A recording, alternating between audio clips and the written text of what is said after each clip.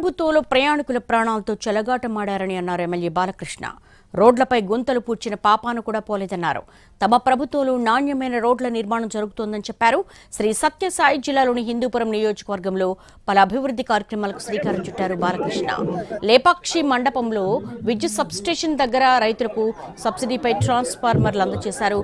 బ్రహ్మేశ్వరంపల్లిలో 1,50,000తో నిర్మించిన శుద్ధి జల ప్లాంట్ను ప్రారంభించారు.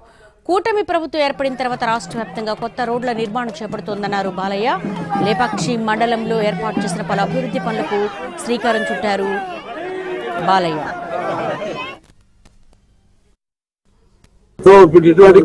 నిర్లక్ష్యానికైనా ఈ యొక్క ఏదైతే రోడ్లు అయితే ఉన్నాయో, ఏవైతే ఎగ్జిస్టింగ్ రోడ్స్ అన్నింటినీ కూడా కాపాడుకోలేని ఏదైతే మనకి విడిచిపెట్టేలేరు పోయిన ప్రభుత్వం, వాటిలన్నిటికీ మరి ఒక ప్రణాళిక ప్రకారం ఆర్థిక వనరులను సృష్టించుకుని ఇవాళ సృష్టించేదే వీళ్ళకే ఒక దారి లేకుండా చేసి అసలు ఒక్క గొయ్యి కూడా పూడ్చని ఒక పాపానికి పోలేదు.